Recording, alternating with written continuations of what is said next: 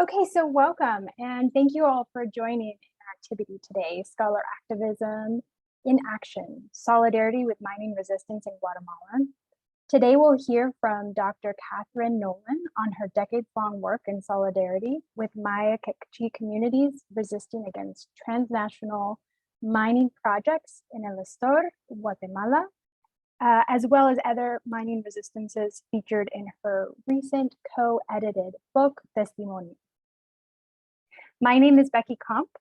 I am a second-year PhD student at UC Davis in Davis, California, which sits on land that has been home to the Putland people. I am one of the co-coordinators of the Guatemala Scholar Activist Working Group, or GuaSA. We are a network of university students, professors, researchers, and NGO partners working in solidarity with indigenous and community movements for self-determination in Guatemala. We're a group of people at different stages of our professional or academic career who are committed to the research activist approach that we'll be talking about today.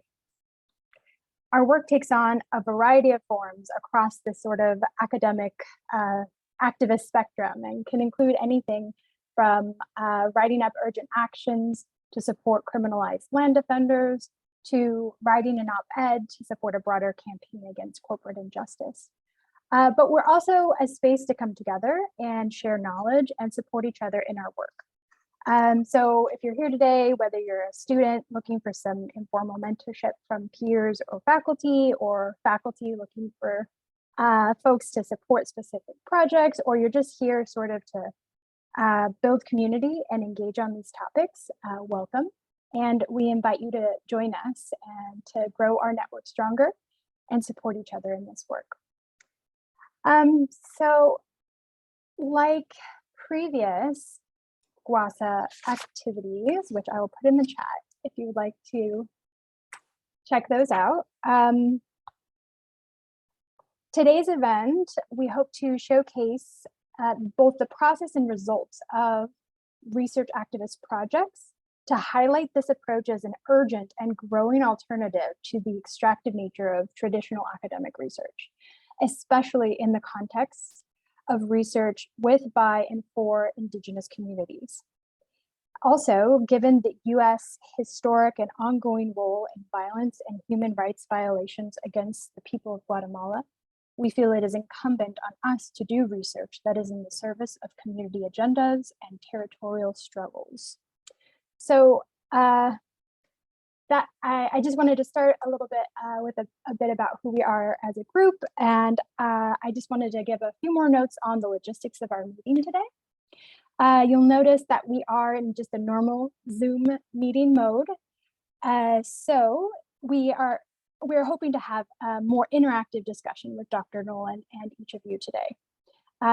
Feel free to use the Zoom chat with any questions or comments.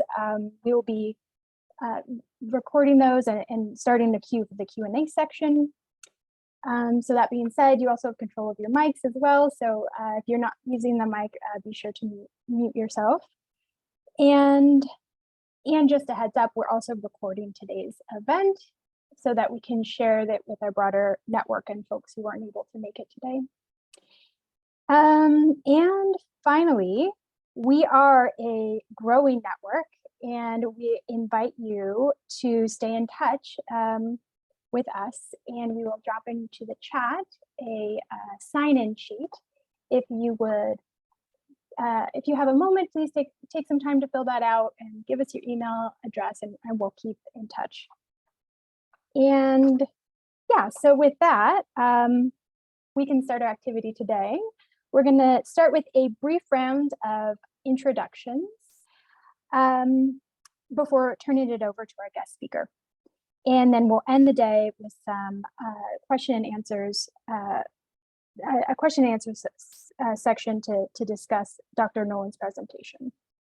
So with that, I will turn it over to my fellow GuaSA co-coordinator, Michael Bacall, for the introduction activity.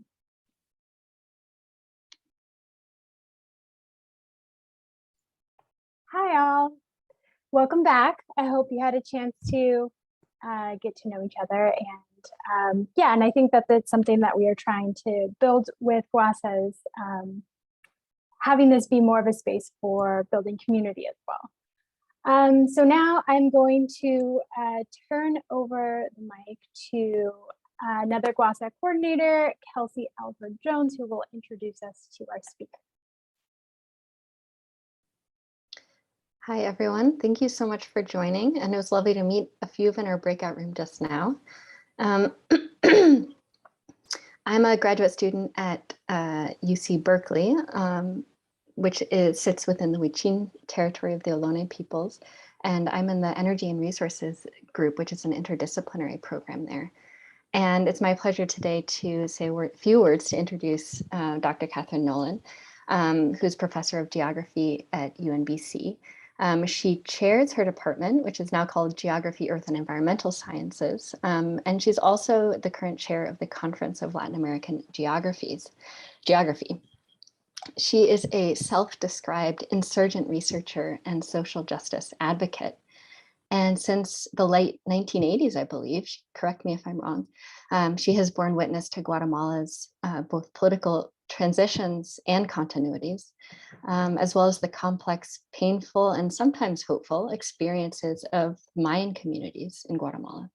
Her work spans issues of development and political violence, migration and gender, post-conflict justice, and indigenous resistance, as well as the transnational dimensions of many of these issues. Since 2004, she has also organized regular field schools to Guatemala, along with Graham Russell of the organization Rights Action, who is also the co-editor of the book that we'll be hearing about today.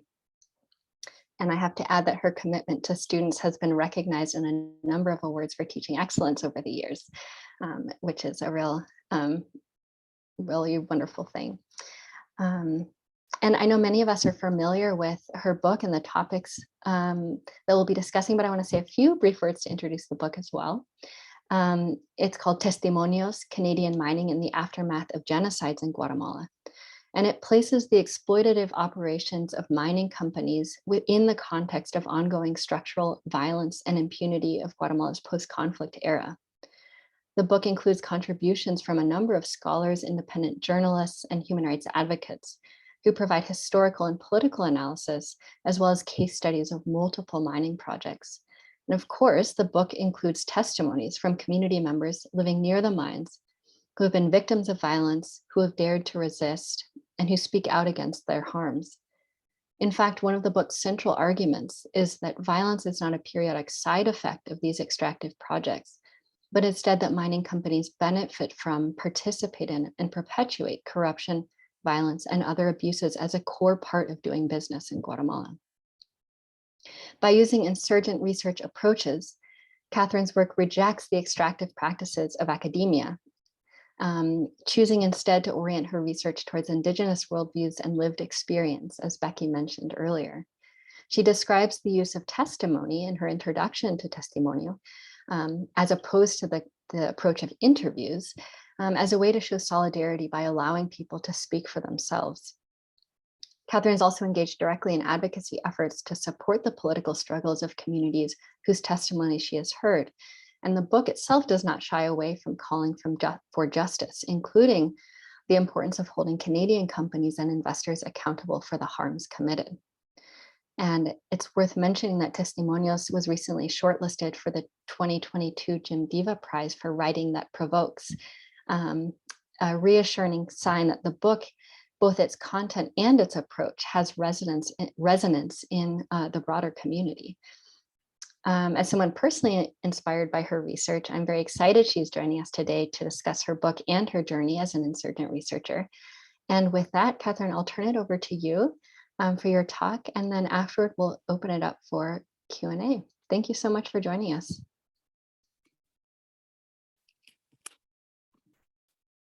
Well, thank you for those words of introduction. And my Apple Watch is telling me that my heart rate has been jumping up higher than it should be as I've been connected in as we start this workshop today. So thank you so much to all the co-organizers for the invitation, for all of you being here. And I think as we spend some time together, even though I wasn't in the breakout rooms with you, I'll get a chance to connect with all of you and learn from you as well.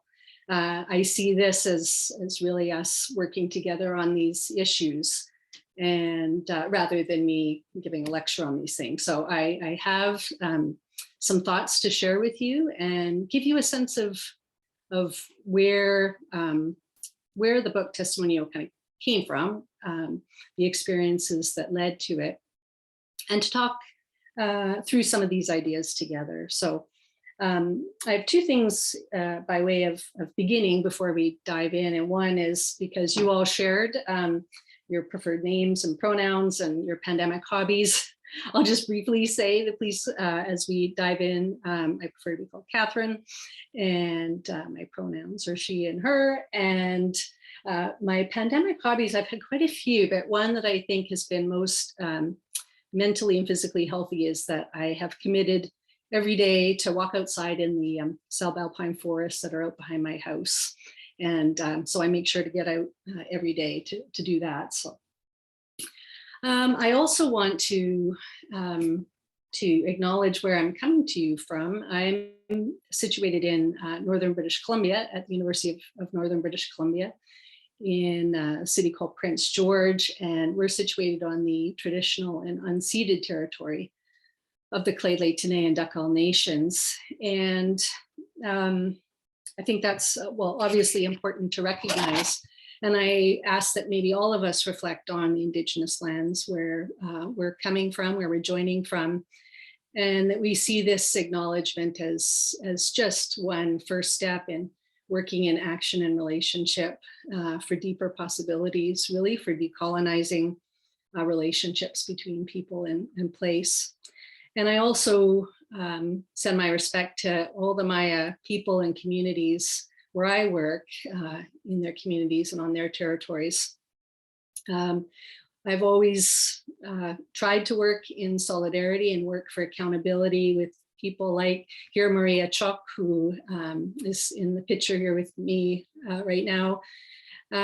We're always trying to work in solidarity with those who in trying to redefine these relationships and work for accountability and rights and justice and so on, who are criminalized, murdered, threatened, shot at, raped, and jailed. And so I think it's important that we recognize and acknowledge their lands, territories, and who they are. And so as we make our way through this short kind of presentation, I'll be sharing with you about our book Testimonio. I do want to let you know that there are some images of people and their names are going to be used usually. And I do that with full consent of those who are shown here. And that's part of, I think, this work I want to share with you and this approach to, scholar activism, that all of these folks, I think, would not be bothered to work with me and Graham and grad students and the people I bring along if we wouldn't use their names and faces. They've been very, very, very clear that that's an important part of our engagement. And so I do want to recognize that, because that is kind of counter to often how many of us were trained as geographers, anthropologists, sociologists, and so on, that we often anonymize people's names, place names, and that's kind of the opposite of what I've been doing here. So names and faces and places will be used. So what I'd like to do in my sort of the remaining probably 25 minutes or so are a few things. One is to talk about some of the research themes that emerged in the book, but not much. I think you probably had a chance to look at the book, or you can afterwards, and we can talk about it in the conversation, but to spend a bit more time on this issue of scholar activism, insurgent research, and what it means to me. What it means to kind of work in service rather than work in an extractive way to benefit ourselves in the academic process only. So how we do that, how we work in collaboration and work together. But I also want to maybe end it by saying, right, that this isn't always an easy road to follow, and I'm sure that will be part of our conversation.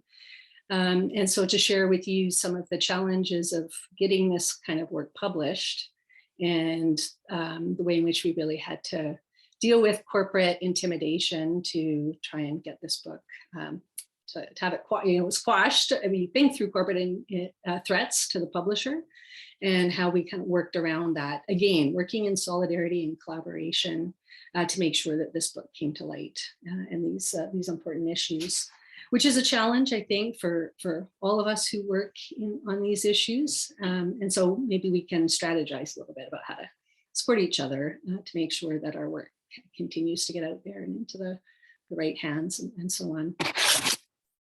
So just to give you kind of a sense, I don't go quite as far back as Kelsey suggests, not quite the late 80s, but it was the early 90s when I first went to Guatemala, knowing really nothing. It was at the end of a field school in my undergrad years, and I wanted to try and learn a little bit of Spanish, and I'd been in the Caribbean on a field school that was looking at the varying colonial experiences throughout the islands of the Caribbean. And, in 1992, I was told that, well, Guatemala was the least expensive place to go to learn Spanish. And knowing kind of nothing, I went and realized, well, yeah, the country is still sort of officially at war. And there were lots of reasons maybe why that was the case. And I went with two friends. I just share this because I think, choices we make sometimes shape our whole lives. And even though I didn't quite know what I was getting into, within days, something happened that I think my PhD supervisor, George Lovell, who has written about Guatemala for longer than I have, says that sometimes Guatemala grabs you and just won't let you go. And I think that was the case. The two friends I went with said, we need out of here, we can't stay here, we're catching the next flight home. And for some reason I said, I'm staying.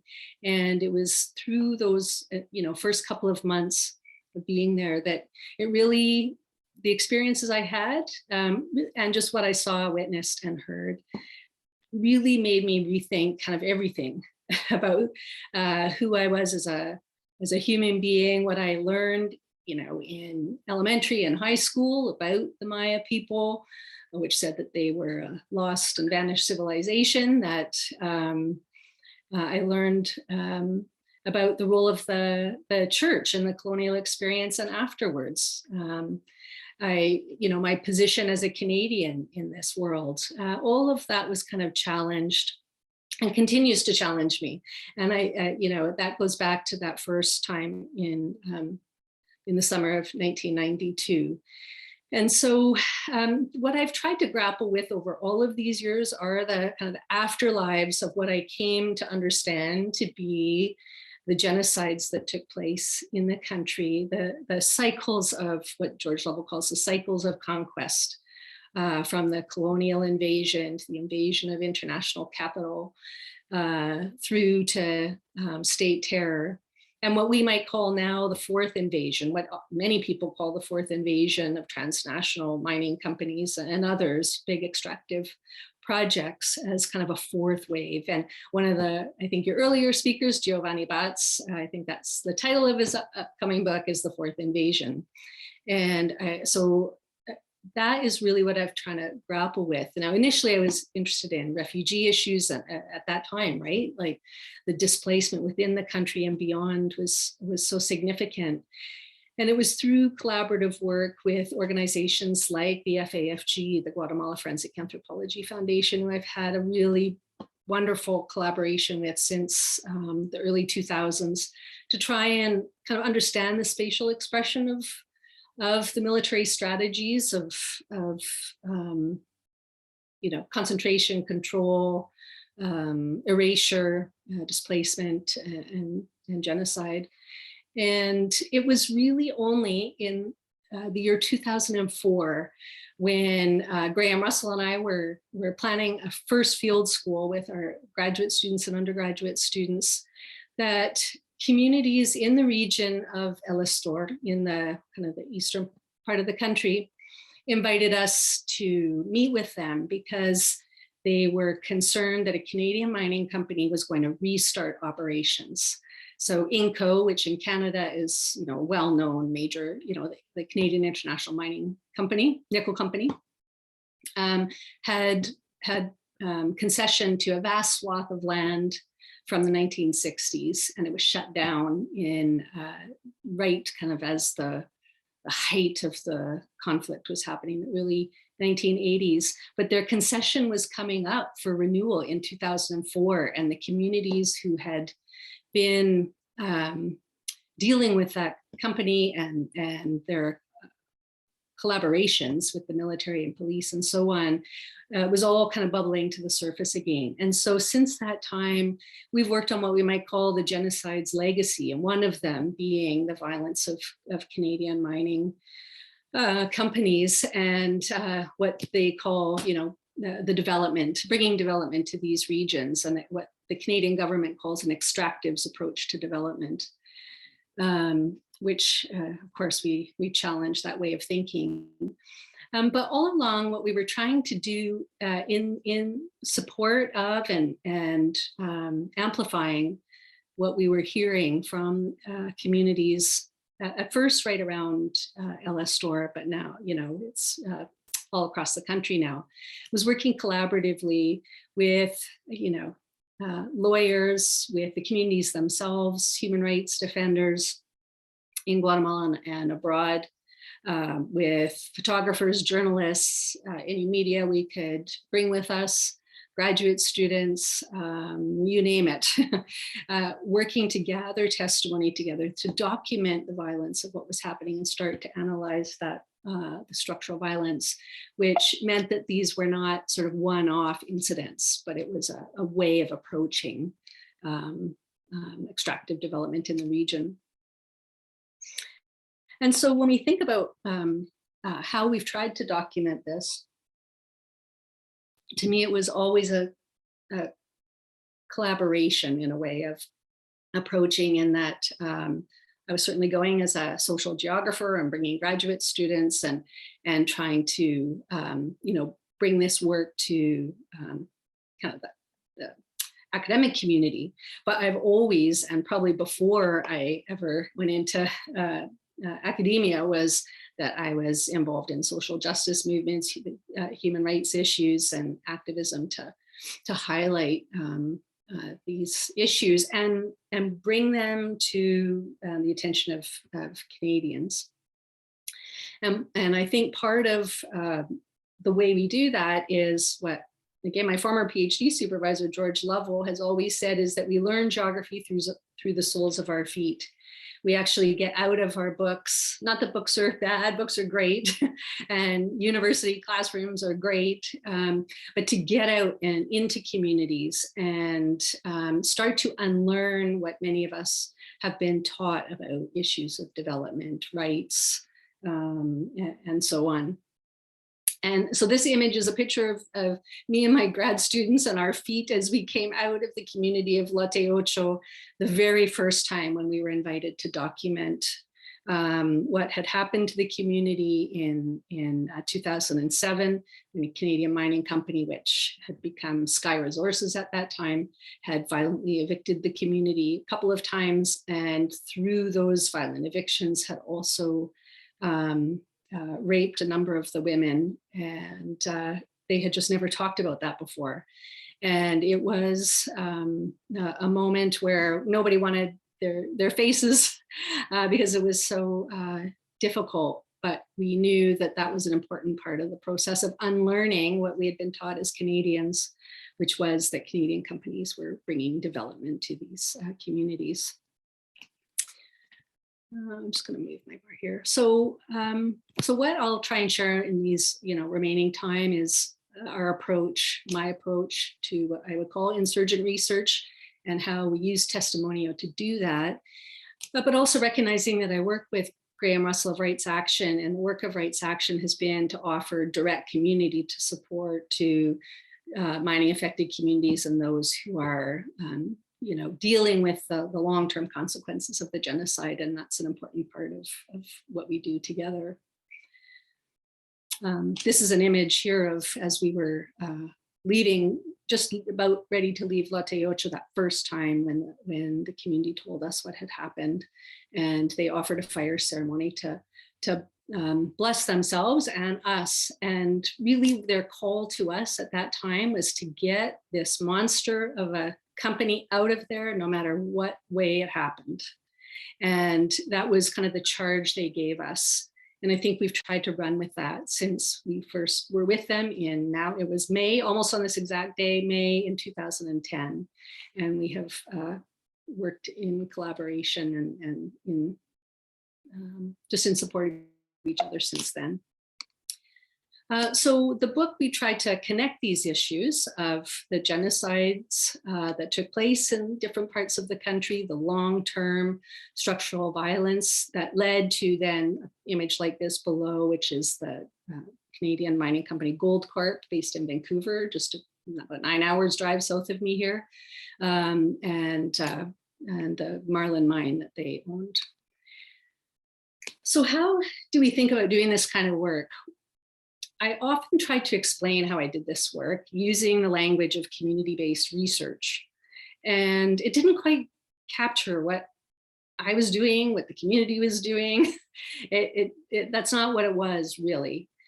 But in the work that I've been engaging with over the last many years, coming from Indigenous researchers within Canada and elsewhere, resonates with me. My family background is both kind of Irish and Scottish and Métis, and so this really resonates with me and with the experiences that I've had over these last 20 some years.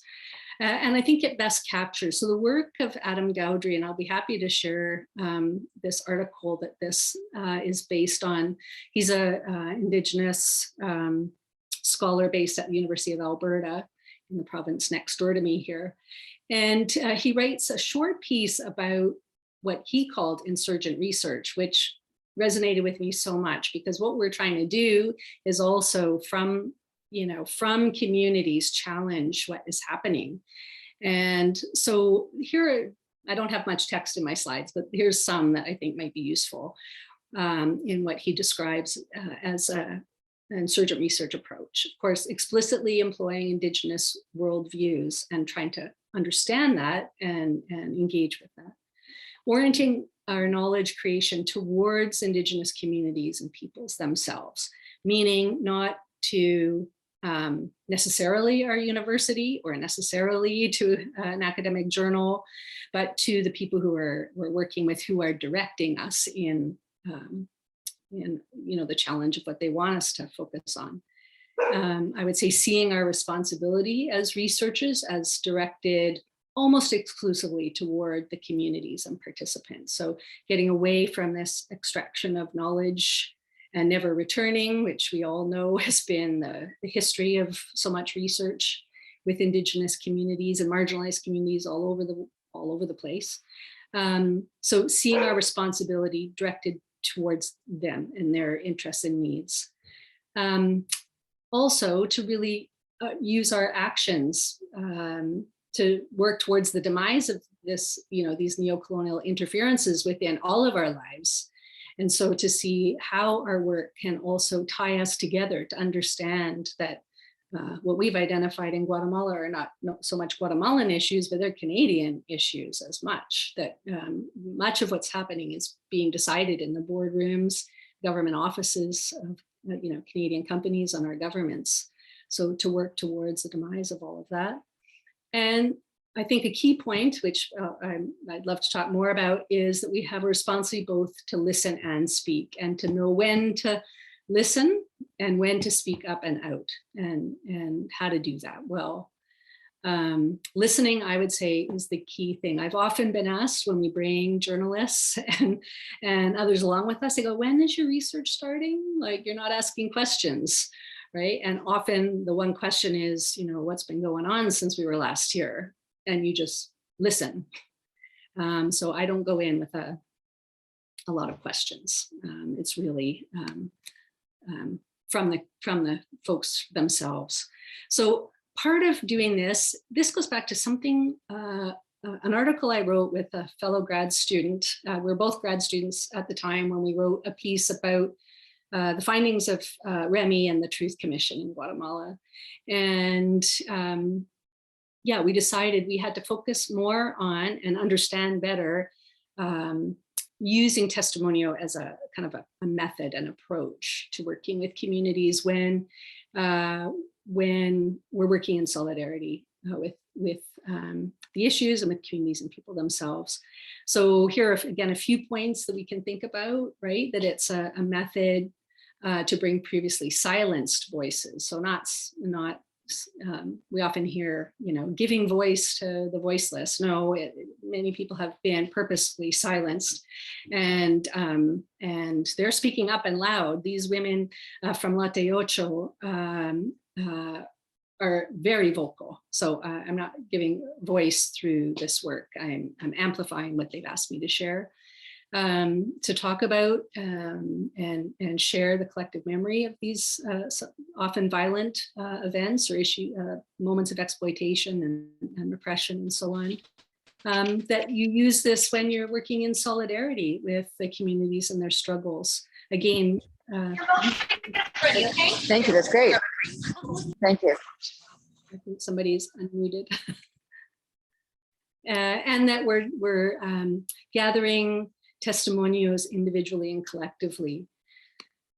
So it means that we go gather testimonio, we meet with communities and people, we meet them where they are on the land and in community. It means we get out to their communities rather than asking them to come and meet us in, I don't know, some meeting space separate, right? To be with them on the land is super important. So here we are being kind of guided into Latte Ocho by some of the community members. They wanted us to come up and be with them. And this is from that first meeting, which we didn't know quite what to expect, but we were asked to, and set up in a way that was kind of almost like a panel to receive their testimonials. That's not usually the way that this works, but in that first case, they were presenting what had happened to them as a community during the violent evictions by Sky Resources, where one person was asked to speak on behalf of the community, and then when the women, when it was their time to speak, the men kind of moved away and allowed them to come forward. We do this in many ways, and I think, again, it's getting to communities and bringing the tools that we can. I mean, as academics, we have some tools, limited tools, I suppose, but working in collaboration with others is really important. So we were asked by this community that was violently evicted, not from mining, but it was a coffee growing community where half the community was violently evicted and we're living on the side of the road. And they asked us to come with our recorder, voice recorders, our cameras, our notebooks, our pens, and all of that information then was turned over to lawyers that ended up working with them. And fortunately, it took years, but they eventually were given land to move onto and off of that road.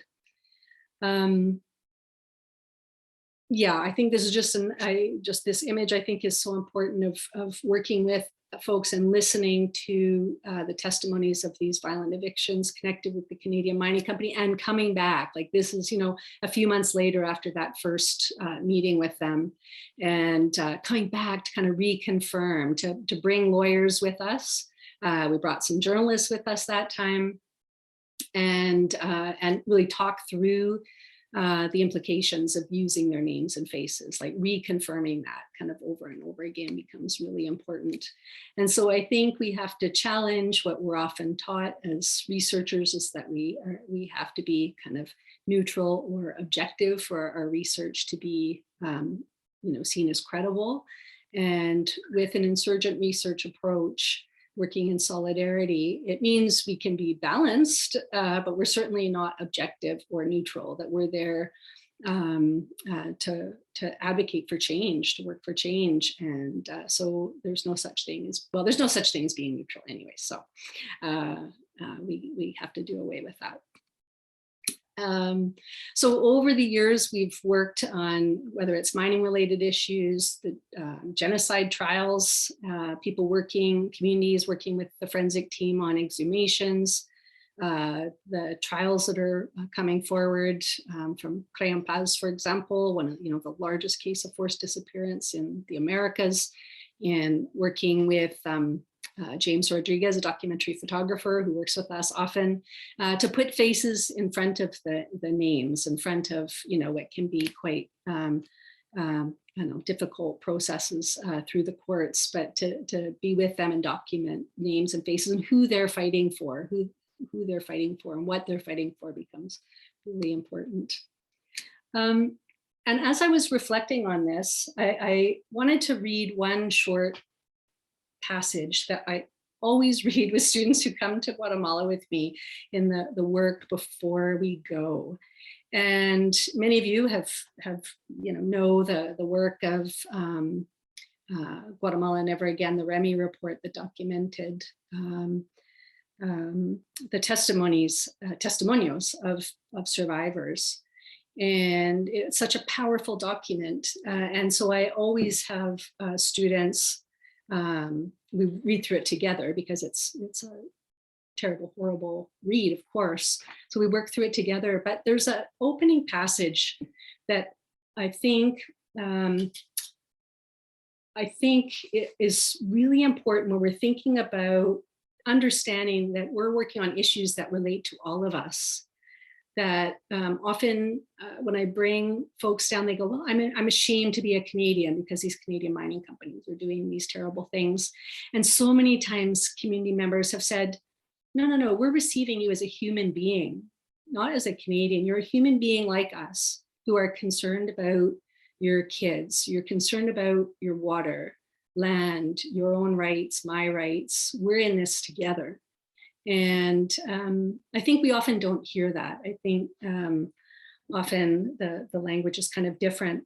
But in the opening pages of Guatemala Never Again, when Bishop Herardi, who we all know was assassinated 2 days later after presenting this report, what he said, I think is so important for us to hear. So I won't read all of it, of course, but he says, right, we're gathering in this document, and we can think about this in relation to our work too, right? We're gathering the memories of the people because we want to contribute to a different country. And he says, to open ourselves to the truth and bring ourselves face to face with our personal and collective reality is not an option that can be accepted or rejected. It's an undeniable requirement of every society that seeks to humanize its members and to be free. He then goes on to say, peace is possible, a peace that is born from the truth that comes from each one of us and from all of us. It's a painful truth full of memories of the deep and bloody wounds of our country. It's a liberating and humanizing truth that makes it possible for all men and women to come to terms with themselves and their life stories. It's a truth that challenges each one of us to recognize our individual and collective responsibility and commit ourselves to action so that those abominable acts never happen again. And I think what he was challenging, he was speaking, I think, very specifically to the Guatemalans who came forward with their testimonies, but I think it's a challenge to all of us to see how we are connected, how decisions that are made in our own countries have very real consequences for those in places like Guatemala, Honduras, El Salvador, and elsewhere. And it's a challenge to us, once we know these things, that it's our challenge and our responsibility as researchers to not only bear witness to this, but bearing witness means speaking out about it. It doesn't mean just hearing about it. It means acting on it. And so that challenge has really stuck with me.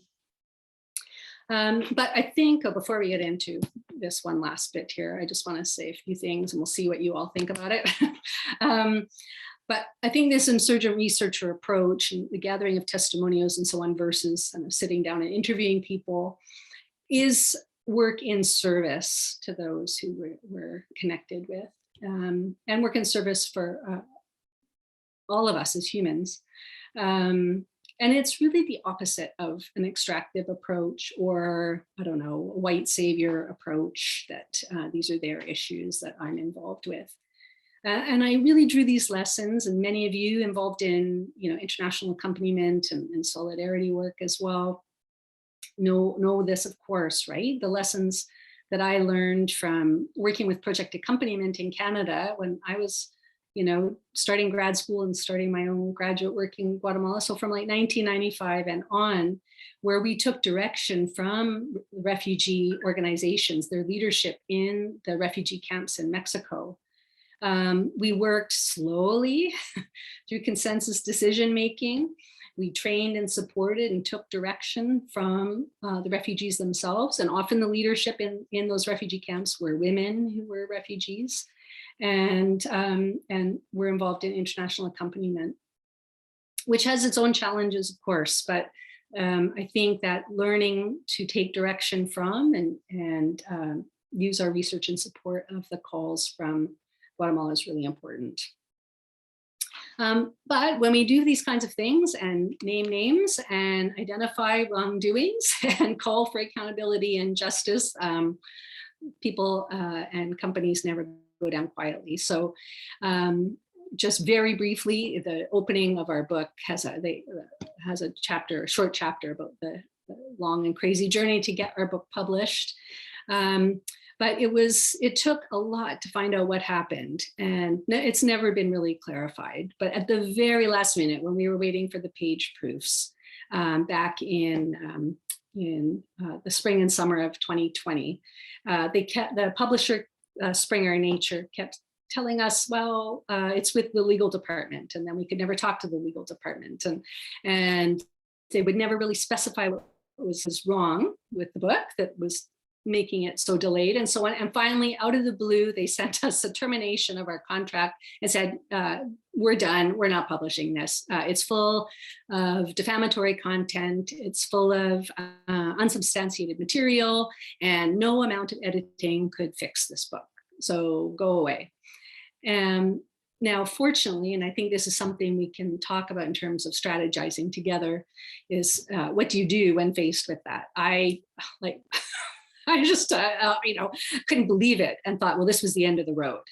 But Graham said, no, we're going to figure this out. We're going to get this book published, and we just need to call out what's happening, just like we do with calling out what's happening on the ground in Guatemala. Call it out. And so we reached out to all sorts, from our university president, my faculty association, the Association of Faculty Unions across Canada. And at all steps, we got support to find out what happened. And we were fortunate that my university president wrote on behalf of us to find out what was going on, and nothing satisfactory came back, of course. And then across Canada, the CAUT, which is Canadian Association of University Teachers, they brought a resolution to their national body, again in the fall of 2020, a resolution about what was happening, where they wanted because they canceled this on us, they hired a libel lawyer to read the whole book. They couldn't find any legal basis why they wouldn't publish it. There was nothing defamatory in it, though there were strong, statements and arguments in there.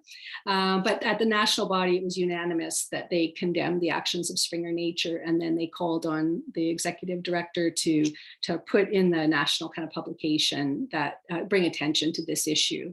And again, with my Conference of Latin American Geography that I'm the president of, we worked with our publications committee, and through a long process, we decided to end our publishing arrangement as an academic body with Springer Nature over this issue. And we've never heard one word. So between the lines press, though, we made enough of a stink. And I think this is the thing that in our position, we were fortunate to be able to do. We wrote about this, we called people out, we had a lot of support. And then we had, I think it was like 6 publishers who contacted us and said, can we look at this? And we're really interested to publish it. And so fortunately, Between the Lines came forward and has just been amazing to work with. And they did another libel review to make sure that they weren't going to get sued by publishing it. And they've just been amazing. I think it's actually better because, you know, Canada is the center of the mining industry in the world. Like 75% of mining companies are home-based here in Canada. So to have it published in Canada is really important. So I think we can challenge this. I think many of us will face these challenges, and it's more difficult, I think, as graduate students or early career, you know, assistant professors and so on. But I think an organization like you're all creating, we can get support for each other and figure out ways to make sure that our work gets out there and in the right hands. So I think I'll leave it there, and I'd love to have a conversation. There's obviously more to share, but we can do that in the discussion. Wonderful. Thank you so much for this presentation. It leaves us a lot to think about. And I imagine there are many questions and comments, and we are a small enough group that I would say if you have a burning question, you can go ahead and just unmute your microphone and ask it directly. And Michael is also monitoring the chat. So if you prefer to write your question, you can do so, and he can kind of gather those from the chat. Looks like Estuardo, would you like to jump in? Yeah, hello. Thank you all of NASA and for organizing this, and thank you, Catherine, for your inspiring testimonio too about what you have been doing. Yeah, I have several questions. One is well, one of them is related to the legal causes. Maybe you can give us a brief summary of what is happening with the legal causes. You know, in Guatemala, that's very unlikely that something even today now is worse than before. So any legal causes against all the violence that has been perpetrated, I probably are going to be lost in that labyrinth of impunity and corruption. So what hope we have for those lawsuits to the Canadian companies for the violence that happened in El Estor has any hope to be solved? So that would be one. The other one is you know, probably you know what happened with because this the Canadian Inco, well, you described it in your book, and I read it in other places. They sell to another company, another Canadian company, and then to a Solvay, which is kind of based on Switzerland, but it's capital from Russia and Ukraine, and I don't know which other countries. So what happened there? I don't know if they feel that it was probably not a problem of profitability, but it was too much conflict for them to continue, and they. So you can tell us a little bit about what happened there, and if these companies are probably less accountable now. If they're based in Switzerland, something can be done in Switzerland, but if the capital is from Russia and Ukraine, I don't know, now they are even less accountable than to be a Canadian company. So yeah, those questions, and yeah, of course I have another one about suggestions for the activists in Guatemala. In your experience, what concrete suggestions are for those people that are so exposed in Guatemala to that violence? So how they can minimize that exposure, and the solidarity, how that helps to minimize that exposure. So sorry about so many. That's great, thank you.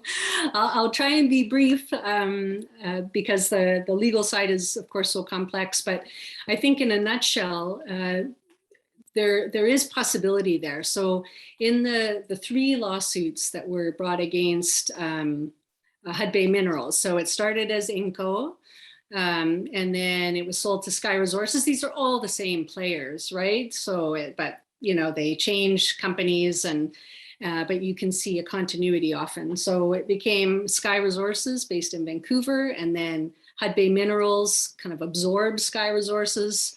They're based in Toronto. And then, as you say, they sold to Solvay, based in Switzerland, which is the interesting point because our book, Springer Nature, is home based in Switzerland. And so that's our suspicion, is that, you know, lawyers talk to each other, and there was a lot written in the book about Hudbay and leading into Solway. And so we don't know otherwise how the manuscript got in the hands of anybody to start threatening the publisher. But in terms of the lawsuits, the three are tied together, of course. And it's slow. So they were launched in 2010, and here we are in 2022. But the two lawyers, Marie Klippenstein and Corey Wanless, and they have a chapter in the book as well. I think this again shows you what insurgent research and working in solidarity means. They are a little boutique law firm in Toronto facing the most powerful law firm in Canada. Fasken something, right on Bay Street, top paid lawyers. And our team has won at every stage. So it's slow, but every stage they've won. So, the intimidation happens all the time, and it happens with the lawyers as well. When two really committed lawyers putting everything on the line to support this, because this is precedent setting, to say that, if 3/4 of the mining companies are home-based and gathering resources to do their work in Canada, if we can set the precedent that those lawsuits can be tried in Canada for crimes that happen outside of Canada, I mean, that has never happened before, or it has now. So the legal precedent was set that the judge, after a lot of wrangling, agreed, yes, we need to start hearing these cases. So that was the first precedent. And so there have been a couple of cases since, one tied to Guatemala, Tahoe Resources, with the Escobal mine, and then another case in Eritrea. And those were settled. So we don't know the details of what happened. But so the Hudbay cases are the ones still going through. And, we've always said, the lawyers have said, and when we go back to, Graham is in communication with them all the time, keeping them updated on what's happening to keep them motivated, because as you say, they're facing threats all the time. They're being threatened with co-optation, with threats. They work with, the local governor. They're criminalized. Maria Chuck, who I showed at the very beginning, was, her trial. She had to go to the courthouse again yesterday with a criminalization case against her, and so on. So working to keep people motivated to stay connected. And the women of La Teocho and their spouses have always said that it doesn't matter if they win or not, really, because the chances of winning are so slim. But it's being heard, in Canada, on Bay Street, in Hudbay's corporate offices, where they had to be deposed and give testimony under oath. Getting that out, that was a win for them. So, they want this to keep it on the radar. And so they're not willing to go away silently in the face of a lot of violence and threats. But the one win that I think we can flag is actually in Guatemala. So we thought it would never happen. But for the killing of Adolfo Ich, just outside of El Estor, that there was a parallel criminal case. And again, it's a long, terrible story. But eventually he pled guilty to that. He pled guilty to killing Adolfo Ich, the major leader of communities in that region, and the paralyzation of Herman Chub. So those are two cases they're in the Canadian courts as well, but they're not criminal. So he was criminally convicted, and I think that's a big win. So we have to, really give support to lawyers on the ground in Guatemala, who themselves are threatened all the time as well, and give them, support and accompaniment as well. So I say, keep following these cases, keep raising awareness about them, and supporting as we can, because if this ever is won, it will really open the gates, because the cases that we document in the book are important, but they're one of like hundreds around the world that could be brought to the Canadian courts. So, and your question about going to Solway, you know, I think it's less accountable for Canadians who are trying to, you know, flag Canadian company violations and so on. But the work of, again, being tied to solidarity networks around the world, there's been a lot of pressure on investors in Solway, and company after company we hear are now divesting or not continuing to invest with them. And so again, we just got to, on all fronts, try and raise awareness. And so Solway, though they seem to be unaccountable for what's going on, you know, pressure on all fronts seems to be starting to move. So I think we got to keep going. Thank you so much. Great. I don't see any other hands raised. Maybe I will jump in with a question. And I was wondering if you could talk a little bit about whether you've seen changes over time in kind of the openness within academic spaces for the type of work that you do. And as kind of a second part to that question, I think you've talked a lot about this very fruitful relationship that you have with Rights Action or Graham Russell and the NGO community. And I'm wondering kind of as part of that, if you could talk also about the way that, how that has helped either orient your research or given you outlets to do things that didn't quite fit into academia. I think it's a relationship that we don't always see. And it seems like a really interesting model. And we actually have someone here from NUSCO. So I think that that interaction between those of us sitting within academia and those of us sitting within advocacy spaces is quite interesting. Yeah, so can you remind me what the first part of the question was again? The openness in academia? Yeah. Yeah, I would say there are enough of us who are trying to push things forward in this way, though there are challenges, of course. But you know, when I'm part of an institute at my university, for example, called the Natural Resources and Environmental Studies Institute. And I gave a presentation in the early days of working on these mining issues. And that was so maybe 2006 or something. And, you know, I could hear people muttering on their way out, the grad students especially, who were trained by, you know, straight up biologists, straight up foresters, you know, straight up physical geographers and so on, who walked out and went, that's not research. Why did we sit through that talk? Like, that's not research. Now, you know, now I'm invited to all of the grad classes for all of the grad students who go through that grad program, which now we have like hundreds of them, because they want to know how to approach things differently. They're concerned about, you know, this climate emergency, and they know that, you know, it can't be business as usual. And so people are really interested, I think. Now, publications is another matter. I think we have a big challenge there. And so people are coming together and creating their own avenues, because even the most, I think, what are called radical geography journals, for example, have really pushed back on some collaborative work by grad students and postdocs and so on, working on these very issues, not Guatemala specific, but, you know, the extractive industry kind of worldwide. And, you know, radical geographies or journals are supposed to be like, this should be what they do. And even they said, we're worried about being sued. So no, we're not pursuing this. And so you're left hanging, right, as a grad student or a postdoc or early career person with, you know, in order to get jobs, in order to move forward in our careers, if we're staying in academia, we do need to publish.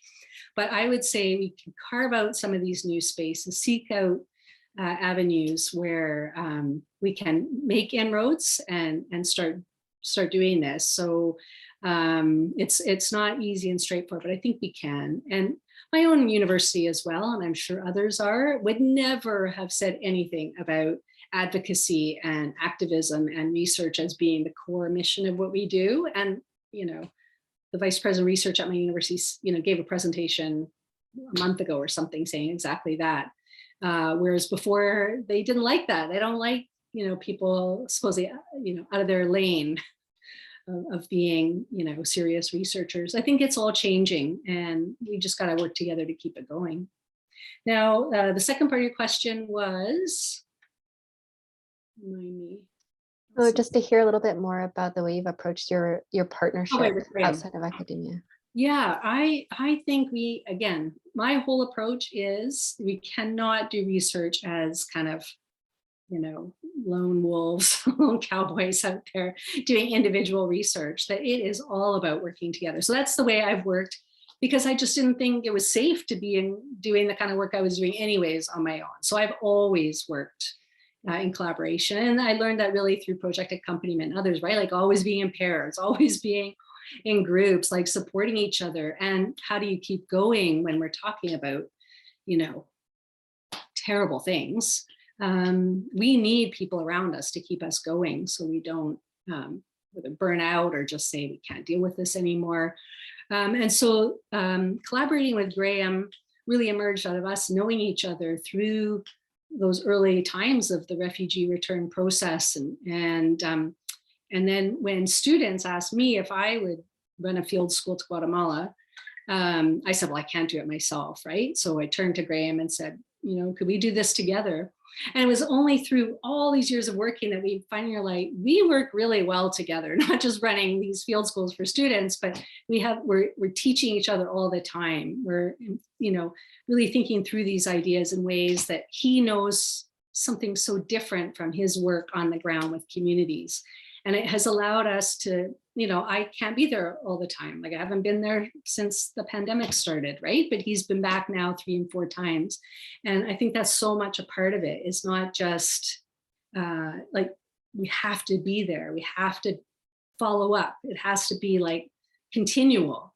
And so part of working, I think, with, well-respected, there's lots of NGOs that, I think it would be a challenge to do this kind of work with. But then there are others that are really involved in the community defense struggles and so on, that I think it's been really mutually beneficial. On his side too, I think a lot of times NGOs, people who write in that kind of world, their research, then it's research, their writing is not taken as seriously. I think it's seen as something else, I don't know. And so for us to come together, it's actually reinforced both of us in our work. And so, yeah, I'd really encourage it. And also for grad students, I always have them come with us on a delegation or to work with Graham and meet folks, like meet people through trusted connections, rather than showing up kind of not knowing what to do and how do we do all this work, kind of coming out of the blue.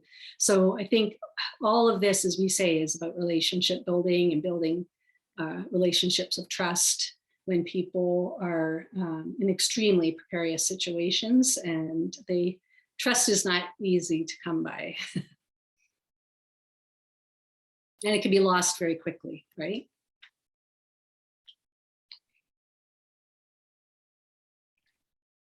I think we had a raised hand. I don't see it anymore, but Jennifer, did you want to share a question?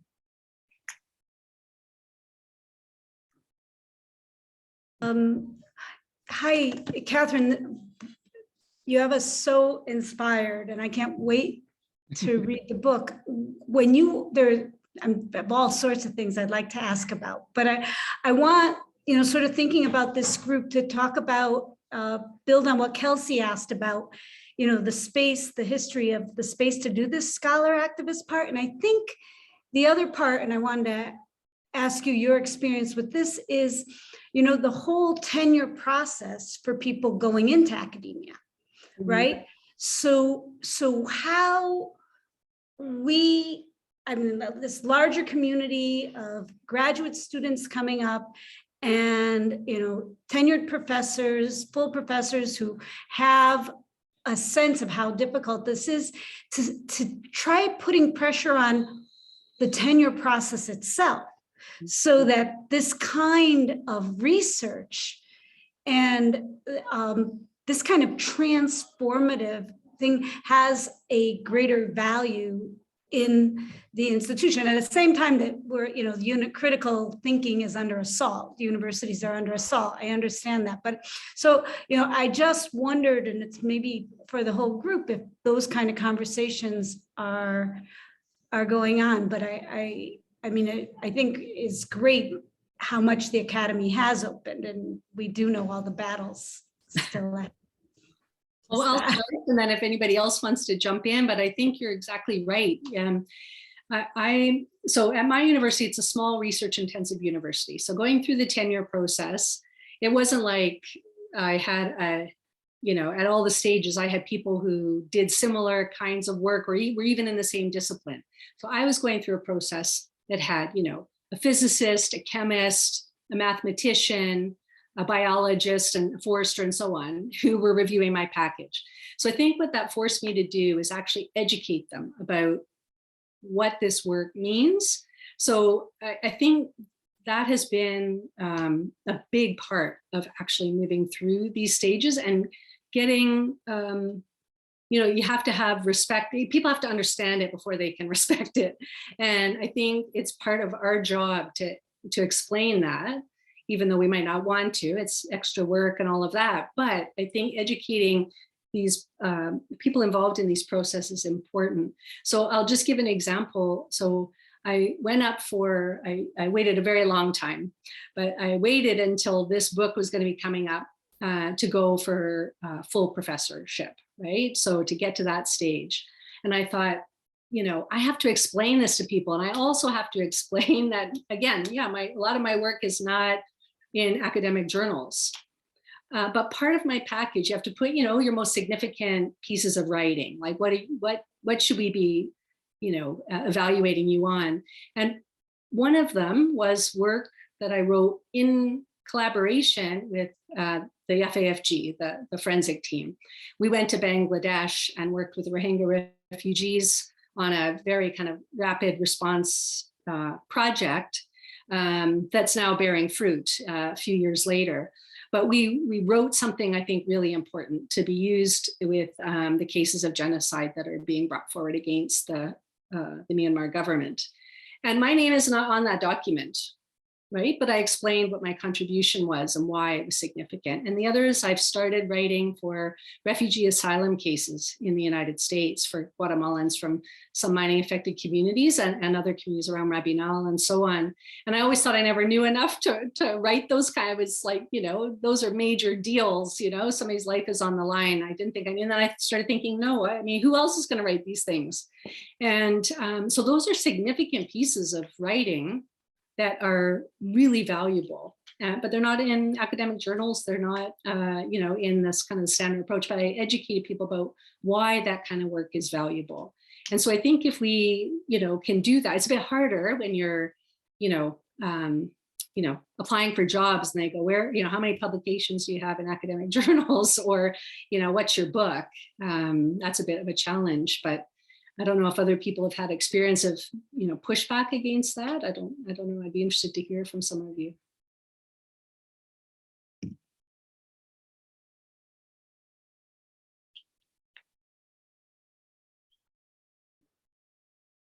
Just to piggyback and then pass to Guatemalan things, but it seems to me that part of why this is important is from one of the things I heard from Catherine that just, hit me right here is it's a collective process. This research is collective. This whole action is collective. Collaboration, collective, community. And so it seems that then the other step is changing and how Graham has changed as the NGO person in the process. So it's changing the communities that we're already part of as well. And so if we're grad students in the academic community and we're considering tenure track, start working on those changes as we're going along, having those conversations at conferences, at the spaces we're in.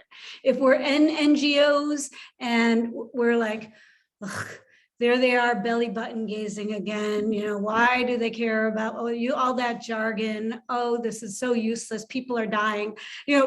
It actually really works for getting people out of jail and getting immigration cases won, and for building bridges of knowledge production so that we're not necessary. You know, that would be really good, that our research not be necessary, that Guatemalans are presenting their own research, which is perfectly brilliant and respected. So that's the other pieces in this community, right? Is how do the Guatemalan colleagues who are brilliant be respected? Anyways, your C words really struck me. Thanks. Catherine, I want to pivot to a question that came up in the chat from my friend Maureen Katz, who I may have left, unfortunately, but it's a good question, and I wanted to just sort of contextualize it with some questions that I had as well. And first of all, I just wanted to thank. I mean, this was deeply inspiring, just on a personal level, and I love how, you know, I think there was like was it MTV or something? It was like behind the music. And I sort of feel like this was sort of, you know, there's the front facing, there's the book Testimonio, which of course we can read about and learn about the struggles themselves. But this was sort of the, you know, from your perspective as an academic, how do you actually go about this work? And I think for those of us trying to do something similar, it's deeply inspiring and informative. So, but that being said, one of the things that I've struggled with and wondered about is sort of, you know, what are the range of strategies that are available to us to actually affect change? You know, I remember participating on a delegation once, and, you know, this was during the Trump years, and it was mostly US citizens. And we met with the embassy, you know, and we just had it, you know, heard these just horrifying testimonies of violence and repression. You know, and maybe some of us, maybe naively, we kind of thought, my God, you know, even if the higher ups don't care, at least these people that we're meeting with should care and do something, you know, and it just kind of met with the shrug, you know, and you shared, you know, about courts, you know, being one of the avenues for creating change, working with journalists, you know, obviously your book, you know, in the press that kind of came out with that. But, you know, I'm wondering, how do you think about strategies for amplifying voice, for creating pressure in this context where there's so little accountability? And is that something that you sort of go in saying, this is going to be our pressure point, this is our target, that, or is it something that emerges more organically? I'm curious if you can talk a little bit about that. Sure. Yeah, I think it probably, yeah, it's not strategically planned, let's say that, because I think it depends on the moment and the issue and who's around at the time and so on. And I think you're right, though. We used to think that going to the Canadian Embassy before a delegation or a field school and after would, you know, and bringing the testimonies of people that we met with, that they'd be, you know, right on it. They'd be there to assist us. And then, of course, we found out that, you know, well, not we found out, they told us that they just handed our presentations over to the mining companies. And so they knew where we were, when we were there, what we were doing. And so I stopped going because I thought it wasn't, you know, it was crazy. So I would say for the people who've I brought along, they found those meetings with the embassy, they were the most nervous about those, to say, oh my God, we're going to meet with the Canadian ambassador and all that. And I said, no, they work for us as Canadians. Like we're there to ask questions, what they're doing to fix the situation or to identify the problems or whatever. And those were the situations where people came out more upset than hearing the original testimonies that people shared. The fact that, as you say, it was a shrug. It was a, what do you want us to do about it? Go vote somebody else in Ottawa. Like, our job is, you know, at first it was denial that they supported the mining companies at all. And then it was like, well, what do you think we do with our time? It's like 80% of my time is dealing with Goldcorp and Hud Bay, right? And so that strategy, I think, is over. So we have to know when to abandon them as well. But I think it really is based on the circumstance and just being willing to work with good people where there are relationships of trust. So we've had also lots of people who have wanted to come with us that we say, no friggin' way. Like, no, we're not introducing you to anybody that we know. Like, that's not happening. So it takes time as well, and having confidence in the people that we know of, okay, yeah, bring people along. So sometimes it is a media strategy, and we're not very good at, all that. I think we all need better training on dealing with the media and so on. But bringing, anything that can amplify this work. And so I think as academics, like as a geographer, there's very few other geographers I work with. I work with lawyers all the time. I work with some anthropologists, political scientists, as I say, photographers, journalists, filmmakers, and grad students who, go on to do all sorts of different things. So I think it's creating a really varied network who can help at different times, for different ways of doing this. And we just got to keep trying. That's great. Thanks so much. And I'm seeing folks are starting to drop off, and we put in the chat our email address where you can reach out if you're interested in getting more involved, as well the sign up list if you haven't signed up yet. I realized I was trying to amplify Maureen's question. I got excited with my own, but Maureen had brought up a specific strategy among these strategies, which is divestment. I think you alluded to it a little bit earlier. Just wondering if you can talk a little bit about any successes or challenges with divestment as a strategy. Yeah, I think it's a strategy a lot of people have used, and I don't know, it comes and goes. So I think there have been some good successes, and people, or shareholder activism, where you are actually in the room at the AGM, or bringing, and having folks from Guatemala come up and speak directly to them. I mean, there's been some success in that, but not a whole lot.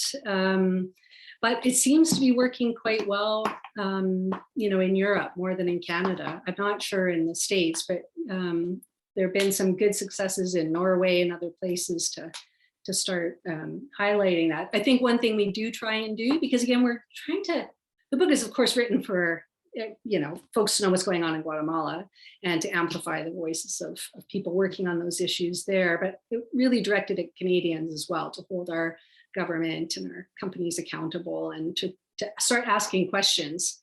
And I think it's a good example of how, the mythology around what our country was and is crumbling now, that, we're, boring and, peaceful, and we're just made up of peacekeepers that go, and we only do good things, and we're, really nice people. And how could, Canadian mining companies that are made up of good Canadian guys, usually, how could they be doing these terrible things?